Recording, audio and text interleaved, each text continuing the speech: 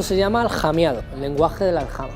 Bueno, una manera que tenían los cristianos un poco de evangelizar es utilizar un poco esos caracteres árabes. No se sabe muy bien qué dice, hay mucha gente que entra, intentamos preguntarle a la gente que sabe escribir en árabe, muchas contradicciones. Sí que sabemos que tiene que tener un mensaje cristiano, porque está en la parte cristiana, porque hay muy pocas muestras de estos textos en España. Tenemos dos casos de dos autógrafos de Santa Teresa de Jesús y de Fray Bartolomé de las Casas que están cortados, están recortados del protocolo, perfectamente están recortados, y fueron a parar, no sabemos a dónde. Oyéndolo se pueda saber todo.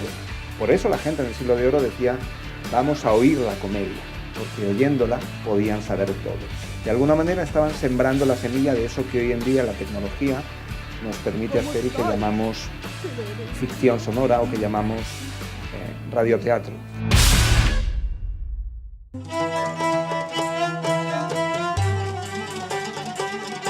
Entrar a Toledo por la puerta de Bab al-Mardún es entrar en Tula y Tula, el nombre que los musulmanes dieron a la conocida como Ciudad de las Tres Culturas. Cerca de este acceso se encuentra el único edificio de origen musulmán que se conserva en la ciudad, la conocida como Mezquita de la Luz.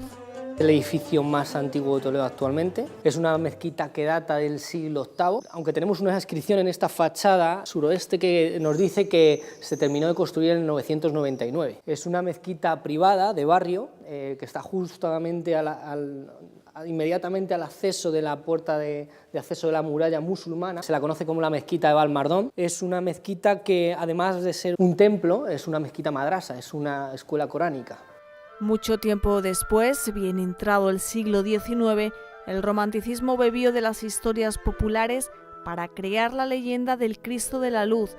Cuenta cómo tras conquistar la ciudad para los cristianos, el rey Alfonso VI dio con un resplandor que salía por una de las grietas de este edificio. Allí halló un Cristo de origen visigodo, alumbrado por una lamparilla que no se había apagado durante los 400 años que la imagen sagrada había permanecido oculta. Esa es la leyenda, la historia nos cuenta otra cosa.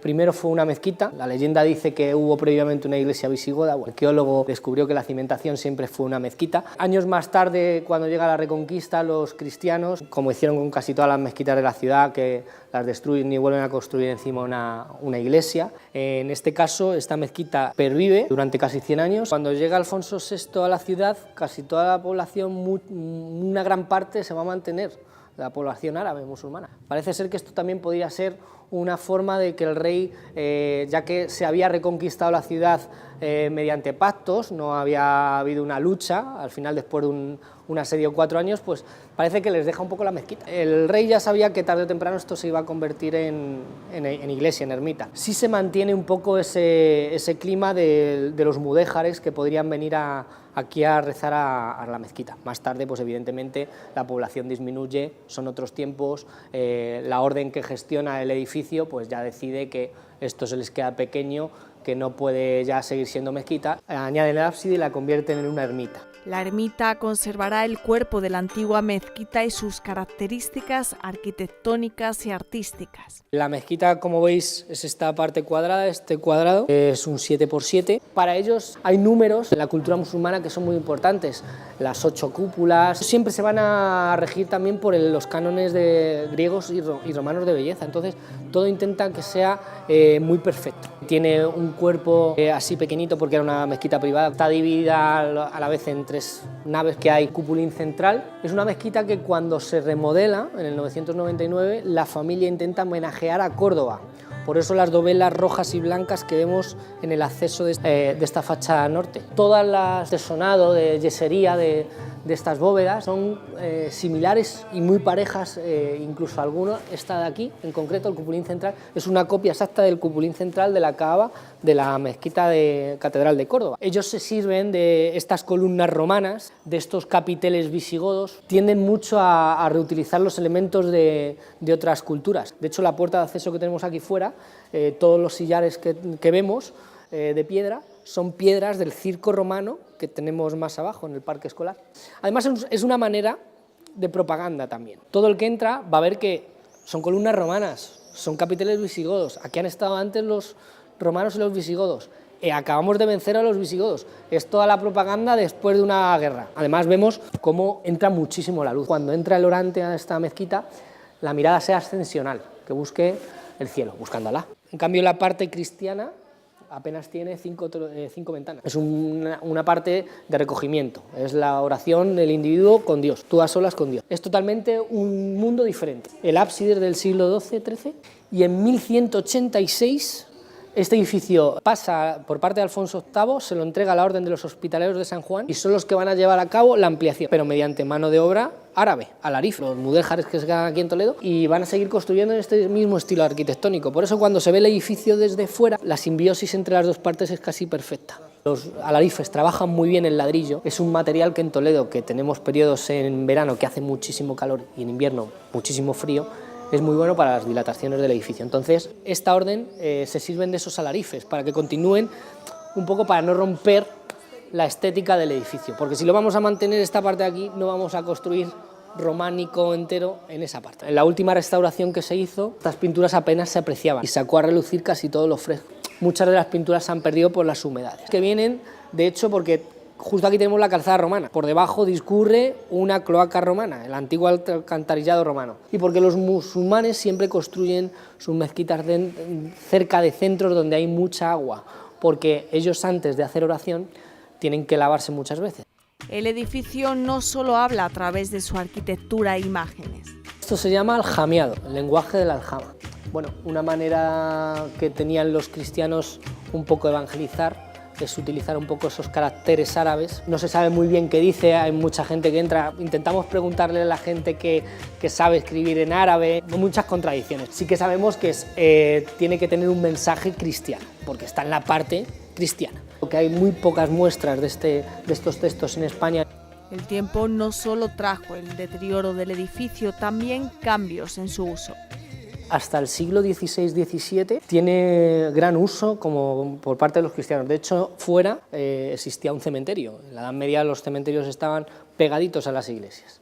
Esto, bueno, pues fue sufriendo bastantes cambios, hubo alguna remodelación más, siempre estuvo perteneciendo al Arzobispado de Toledo. Es un edificio que con el paso del tiempo perdió su origen de culto. Las gran innumerables iglesias que hay dentro de la ciudad pues llegan a tener más culto y este edificio se va abandonando, va teniendo más usos. Incluso se habla de que hay algunas personas que hablan de que puede llegar a estar como establo. Hasta hace años que se recuperó por parte del arzobispado, el patrimonio, el consorcio, pues que hicieron una restauración para preservar el edificio. Un edificio de los más visitados de Toledo.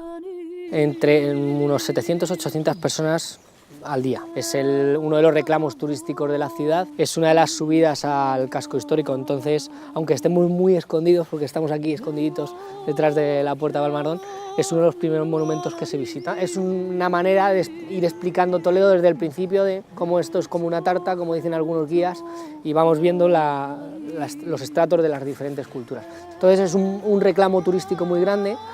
Bien atraídos por la leyenda, bien por la historia, lo cierto es que la Mezquita del Cristo de la Luz no deja de ser un monumento único en una ciudad incomparable.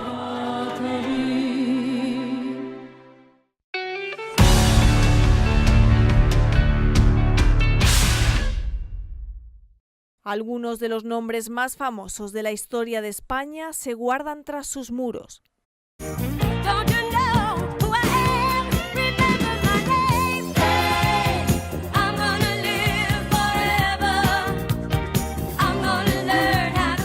Cervantes, Lope de Vega, Garcilaso de la Vega, Juanelo Turriano, Fray Bartolomé de las Casas, Santa Teresa de Jesús, todos estos pasaron por Toledo, firmaron en algún momento en un notario y aquí tenemos su documentación y su firma. Y aunque podamos pensar que la caza del autógrafo es una cosa reciente, los coleccionistas de firmas no conocen de épocas.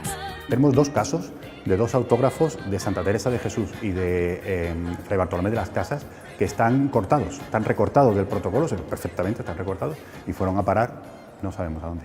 Los documentos custodiados por el archivo nos hablan de la evolución histórica tanto en lo económico como en lo social y político, pero también revelan historias personales.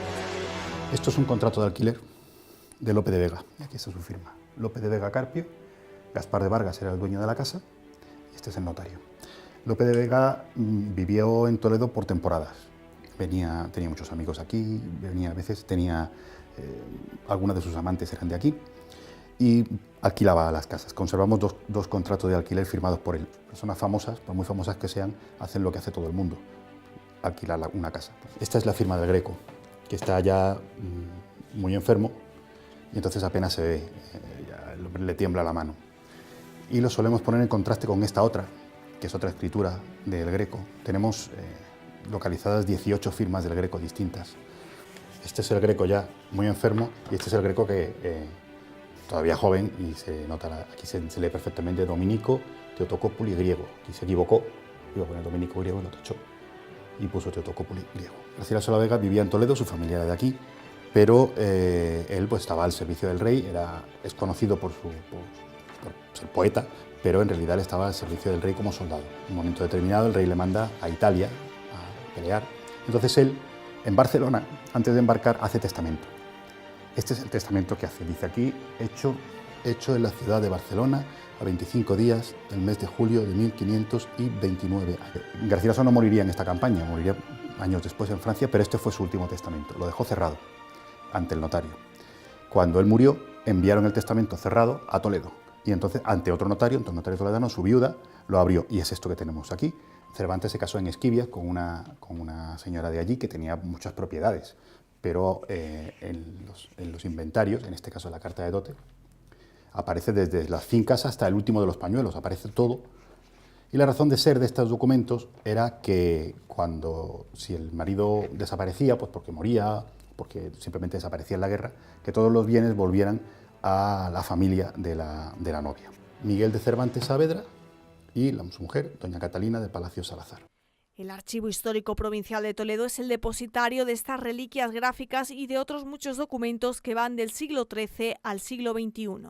Reúne una documentación muy determinada que la legislación establece. Por un lado, los protocolos de los notarios de más de 100 años. Un protocolo de un notario es el conjunto de las escrituras que emite un notario en un año. Las escrituras del año 2018, pues el notario se queda con una copia y las encuaderna y tiene obligación de conservarlas una serie de años. Cuando cumplen 100 años van al Archivo Histórico Provincial correspondiente.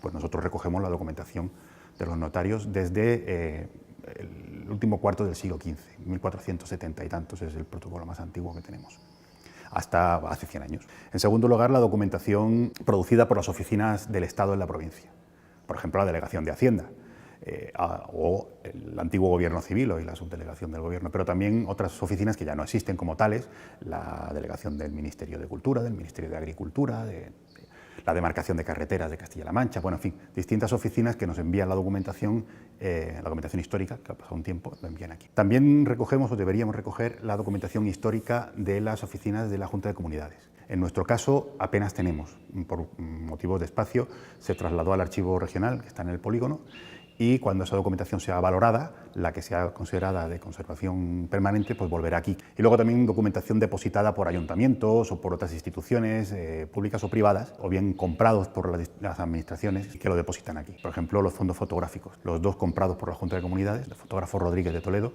y el fotógrafo Escobar de Albacete, y los dos los tenemos aquí. Tenemos un total de unos 100 fondos diferentes. Un fondo es el conjunto de documentación producida por una persona o una institución.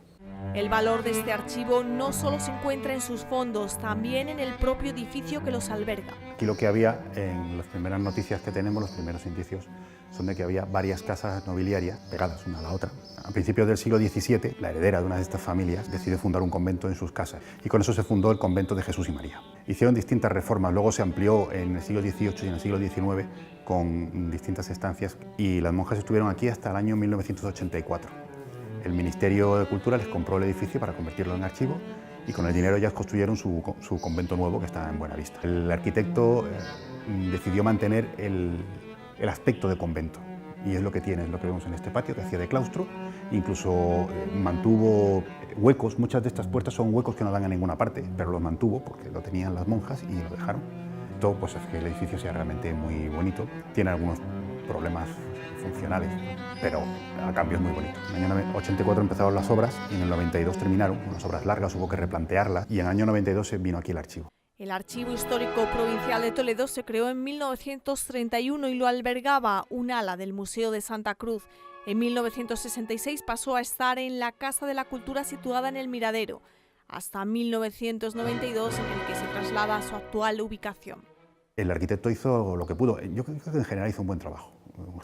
Yo suelo decir que, por ejemplo, hay una zona que es una torre de 7 pisos de depósito y está hecha de tal manera, es completamente nueva. Tiró abajo lo que había y la hizo nueva, pero está hecha de tal manera que no se nota. Desde ninguna parte que veas de Toledo, incluso ni siquiera desde la torre de la catedral, parece que ha estado allí toda la vida y sin embargo no es verdad, es nueva. Y eso es un enorme mérito en una ciudad como esta. Es muy bonito, pero es complicado de mantener. Eso sí, cuando estamos aquí somos conscientes de que gestionamos el patrimonio documental, que es lo más importante, pero también gestionamos un patrimonio inmueble. El edificio forma parte de nuestro trabajo, ¿no?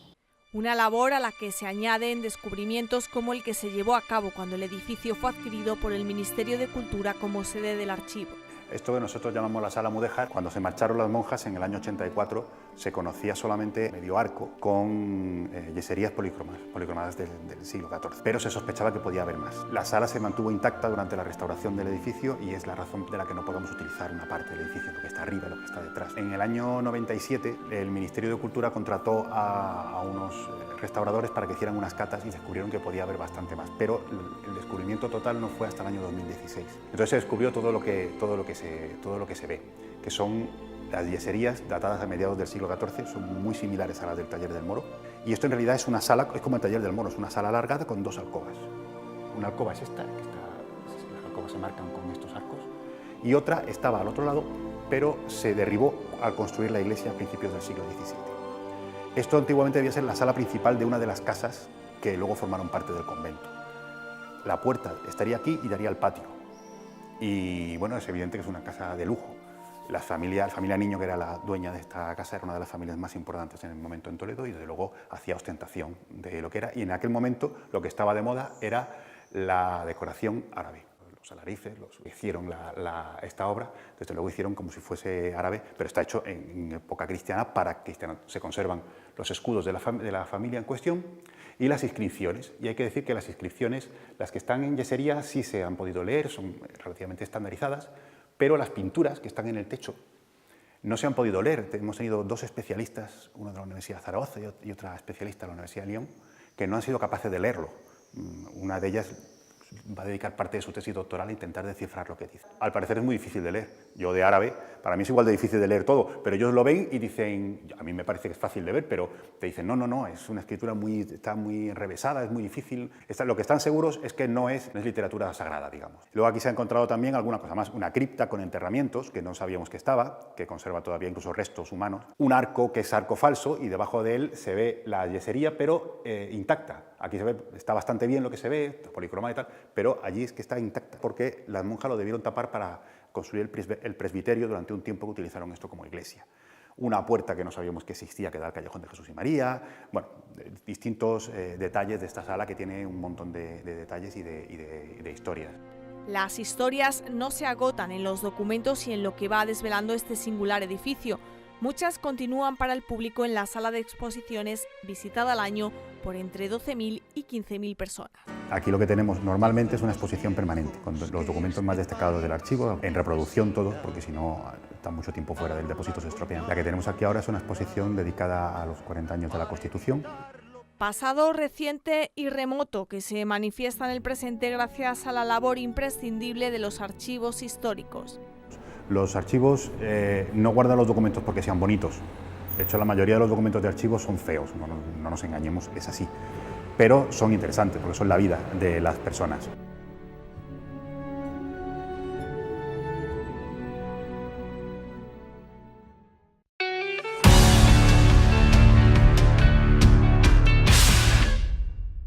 No nací para volverme diminuta ante quienes humillan a nuestro sexo. Cómplices necesitaréis en esa lucha. Y en las veladas que la acompañen. Pues no ha de esperar menos de un año el próximo galán que me busque. Esta es una de las obras que este año suben a las tablas del referente internacional del teatro del siglo de oro, el Festival de Almagro. Autores como Calderón de la Barca, Fernando de Rojas, Lope de Vega o Sor Juana Inés de la Cruz darán vida a las historias siempre actuales de los clásicos. Oye atento atento, y del arte no disputes, que en la comedia se hallará de modo que oyéndola se pueda saber todo. ¿Pero a qué se refiere Lope? Que se pueda saber dónde están, si es de día o de noche, si hace calor o hace frío, si van vestidos de una manera o de otra, si son guapos o son feos, si se quieren o se odian. Oyéndolo se pueda saber todo. Por eso la gente en el Siglo de Oro decía, vamos a oír la comedia, porque oyéndola podían saber todo. De alguna manera estaban sembrando la semilla de eso que hoy en día la tecnología nos permite hacer y que llamamos ficción sonora o que llamamos radioteatro. Y que es además una manera espléndida de democratizar el teatro y de hacerlo accesible. Este año el festival cerrará el 29 de julio con una novedad, la representación de una radioficción de mano de CM Media. A veces no todo el público que quiere venir a Almagro puede desplazarse hasta Almagro para disfrutarlo, y esta es una manera de que Almagro, como marca, como sello de reserva natural del teatro, llegue a otros lugares y llegue a espectadores que puedan disfrutar del Festival Internacional de Teatro sin necesidad de desplazarse. Una de las novedades de esta ficción sonora es que vamos a utilizar como escenario los espléndidos y preciosos balcones de la Casa Consistorial de Almagro que dan a esa maravilla de Plaza Mayor. La obra elegida es uno de los grandes textos del Siglo de Oro, El lindo Don Diego. La gran comedia de Figurón, la mejor comedia de Figurón probablemente del Siglo de Oro, escrita por Agustín Moreto, de quien celebramos este año los 400 años del nacimiento, de un autor que de alguna manera es castellano-manchego y toledano porque hizo gran parte de su carrera y acabó sus días aquí en Toledo, aunque había nacido en Madrid. Una obra adaptada por la dramaturga y actriz toledana Valle Hidalgo. Lo que más me importa contar de esta obra es la gran valentía que tiene una mujer, que es doña Inés, de plantar cara a su padre y decir, no, yo no me caso con esta persona que me impones porque no le quiero, porque no me gusta, porque no es la persona a quien amo, ¿no? Y defender eso hasta el final y lograr, por esta magia de la energía, ¿no?, que todos los personajes se pongan a su favor. Personajes que interpretarán, entre otros, Eloy Arenas, Eloy Azorín, Ana Olivares y Jesús Olmedo. Nunca el sol tarde salió para quien su luz da vida. A vuestra fe, agradecida, por mí antes saliera yo. Por su hermosura turbado ya encendido, señora, de las luces del sol vuestro, con tanta beldad sería acertar el mayor hierro. Nada puede errar quien lleva por norte tan buen lucero como la humildad, señor.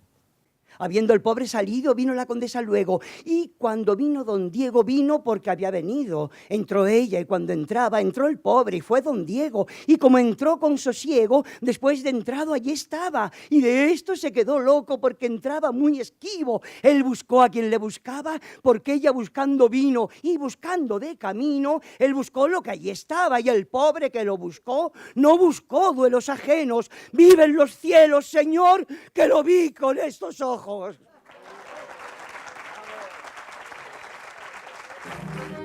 Este será el colofón de unas semanas en las que el teatro vuelve a tener su mejor refugio en Almagro.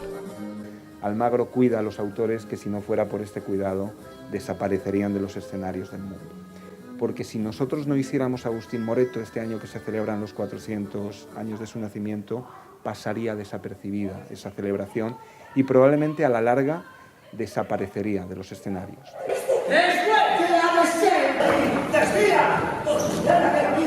Va a costar muchas muertes. Si a muerte estoy condenado, pues es cierta mi muerte.